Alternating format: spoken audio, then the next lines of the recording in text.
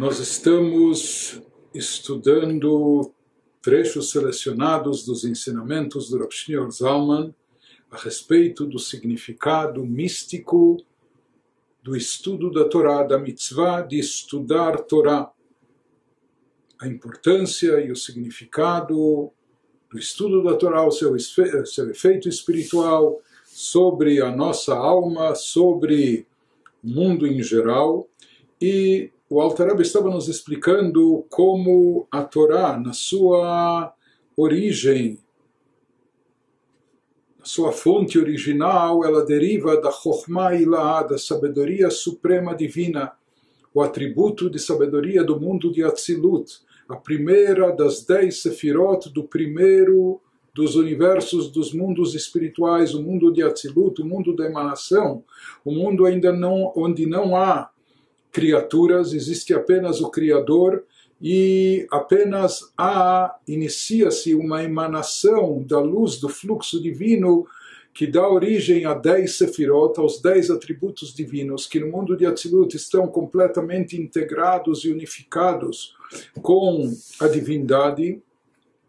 E mais tarde isso vai dar origem aos mundos inferiores, os mundos espirituais inferiores, os campos chamados de Briá, Yetzirá, Asiá, os mundos da criação, formação e ação, até chegar no plano físico e terrestre do nosso mundo, que é chamado de Asiá Gashmit, o mundo da ação física, onde há uma matéria palpável. Mas, de qualquer forma, o nível mais elevado, nos 4 universos, é o mundo de Atzilut, e dentro do próprio mundo de Atzilut, emanação, a primeira e mais elevada das 10 Sefirot é a Sefirah de Chokhmah, de sabedoria, a sabedoria divina, a sabedoria suprema.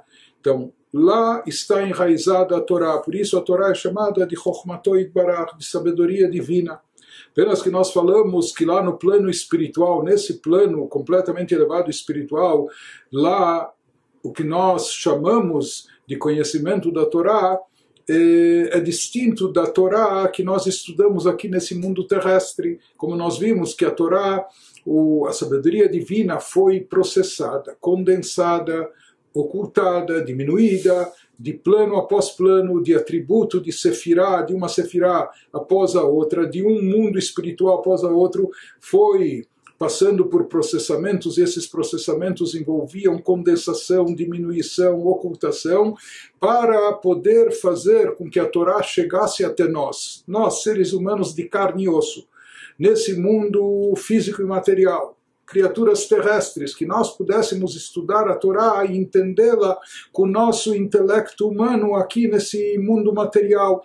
Então a Torá, conforme ela se encontra aqui no mundo material, é de uma forma acessível à nossa mente física, nossa alma incorporada no plano terrestre, no mundo material, como nós demos o exemplo do Tfilin, estudamos leis do Tfilin, que versam sobre o cor animal, do pergaminho que se escreve, a tinta de vegetais e etc. As caixinhas do Tfilin, a tonalidade preta que vem dessa tinta vegetal. Então, são leis que envolvem detalhes, que envolvem coisas de ordem física e terrestre. Mas, no plano espiritual, lá, por exemplo, nós temos análises de lei do Shabat sobre transportar ou transferir um objeto do domínio privado, domínio particular, para o domínio público. Isso pode envolver proibições nas leis de Shabat.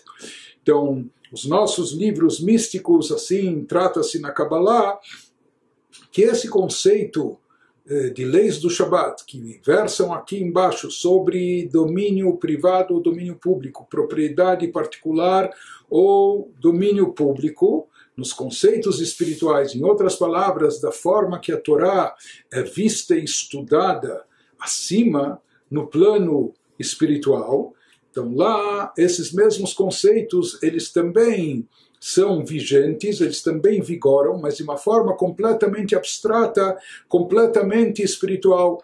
Por isso, em termos espirituais, o chamado Reshut Hayachid, o domínio privado, propriedade particular, isso se refere ao mundo de Atzilut, ao mundo, o campo da emanação, onde lá, como nós falamos, por assim chamar, é um domínio privado, privado de Deus, particular de Deus, porque nesse mundo da emanação, todos os atributos estão perfeitamente alinhados e unificados com a divindade. Por isso, o que prevalece nesse mundo, o que predomina é apenas o Deus único, por isso é chamado de uma propriedade particular, privada, porque lá o que está em evidência é apenas a unicidade de Deus. Já o Reshut Harabim, o domínio público, onde o que está predominando não é a propriedade particular de apenas um.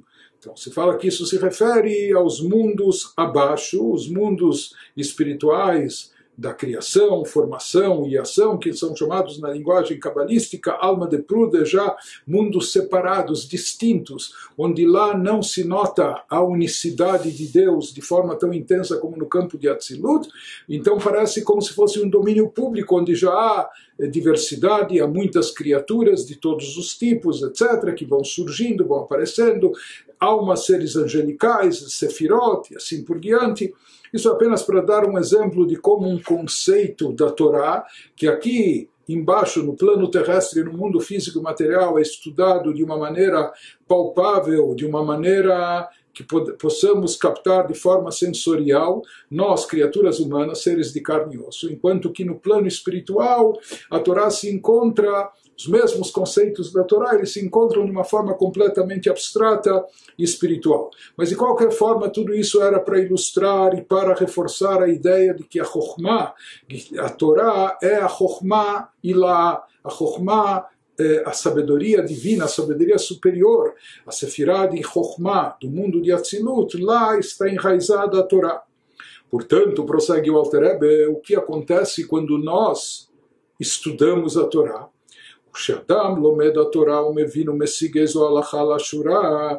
As palavras do Rabi Shneur Zalman, quando uma pessoa estuda a Torá, a pessoa fixa sua mente no estudo e conhecimento da Torá. A pessoa procura absorver dentro de si o conhecimento da Torá, entendendo a Torá.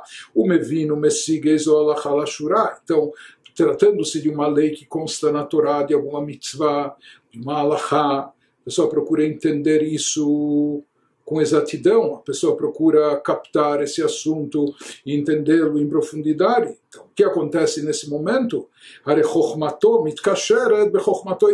pessoa está investindo o seu intelecto na compreensão da sabedoria divina. E quando a pessoa compreende aquela alachá, aquela lei da Torá, o que isso significa? Que o seu modesto intelecto, a sua sabedoria humana se vincula e se unifica com a sabedoria divina, a sabedoria suprema que se encontra dentro da Torá.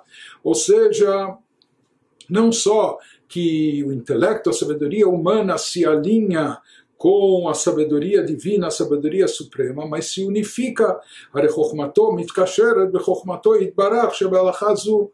Então, o intelecto da pessoa que está concentrado em entender aquela alachá, aquela lei da Torá, seja na Torá escrita, ou seja analisando isso mais a fundo na Torá oral, na Mishnah, na Gemara, no Talmud, chegando até a alachá no Shulchan Aruch, quando a pessoa está entendendo aquela alachá, que aquela alachá, aquela lei reflete a sabedoria divina está contida naquela alachá, quando a pessoa investe a sua sabedoria humana, mesmo que seja a sua modesta compreensão naquele assunto, então a sua sabedoria se unifica perfeitamente com a sabedoria divina que se encontra presente naquela alachá, naquela lei da Torá. Ve'ayula achadim mikol tzad upinah.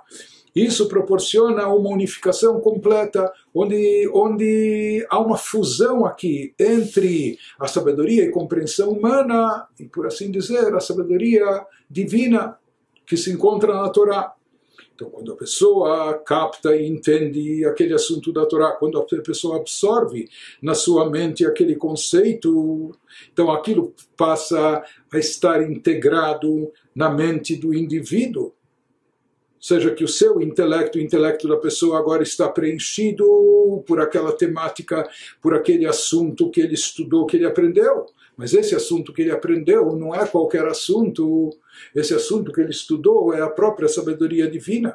Então, na hora que a pessoa entende, isso fica unificado com a sua mente, com o seu intelecto, portanto, está unificado com a própria alma da pessoa, numa fusão completa e integral. E uma vez que a Torá, mesmo estando ela aqui no nosso plano terrestre, revestida ou investida em assuntos de ordem física e material, sendo estudadas por nós, almas incorporadas num corpo físico aqui no mundo terrestre, mas está sendo estudada por nós, seres humanos de carne e osso. Mas essa Torá, ela mantém as suas propriedades, ela na sua essência é e continua sendo, e sempre será, a sabedoria divina, a sabedoria suprema, não importa que roupagem ela tenha, em que universo espiritual ou até o nosso físico que ela se encontra, independente da roupagem, de sua forma de expressão, na sua essência, ela é e sempre será a sabedoria suprema, a sabedoria divina. Quando falamos de sabedoria divina, sempre lembrando as palavras do próprio Maimônides, que ele, Deus e sua sabedoria são uma coisa só. No caso de um ser humano, a gente obtém sabedoria e conhecimento de fora, aprendendo de mestres professores, ou lendo livros, estudando tratados, etc., ou observando a vida e aprendendo da experiência. Em outras palavras, no ser humano, a sabedoria vem de fora. Mas em relação a Deus, não existe nada fora dele. Não existe nada além dele. Além de Deus ser onipresente e preencher todo o espaço, ele é absoluto e somente ele. Portanto, em relação a Deus, a sabedoria não é algo, quando nós falamos em sabedoria divina, não é algo externo que foi absorvido pela divindade, não. A sabedoria de Deus é intrínseca, é pertinente a Ele mesmo, pertence a Ele mesmo. Portanto, se fala que Ele e a sabedoria são uma coisa só. Portanto, quando nós falamos da sabedoria divina, que a Torá é a sabedoria divina, em outras palavras, é a própria divindade, a Torá reflete a própria essência divina.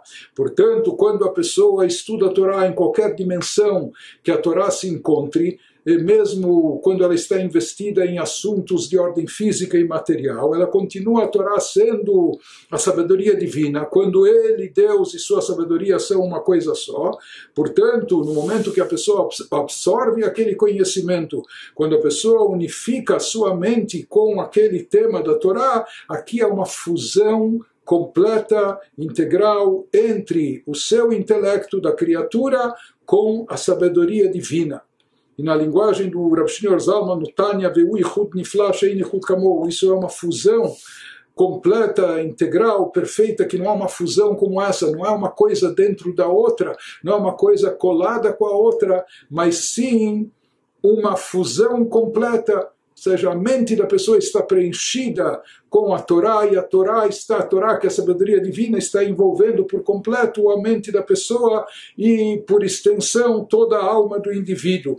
Liot lachadim umeyuchadim mamash mikol tzad upiná, numa unificação, numa fusão completa e integral. Isso é o que acontece no momento que nós estudamos Torá.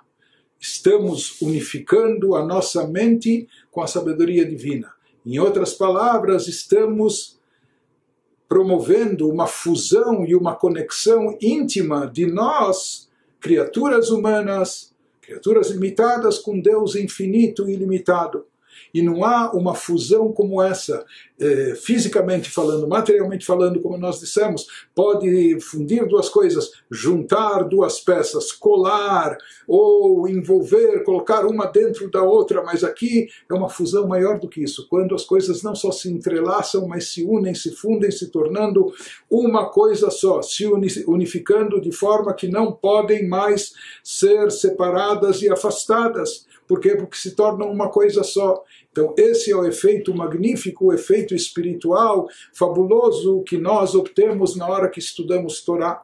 Quando estudamos Torá, a nossa mente que está concentrada naquele estudo, ela se unifica com aquele tema de Torá reflete a sabedoria divina. A sabedoria divina é a mesma coisa que a própria divindade, como dissemos, ele e sua sabedoria são uma coisa só. Em outras palavras, com isso nós estamos nos unificando com a própria essência de Deus.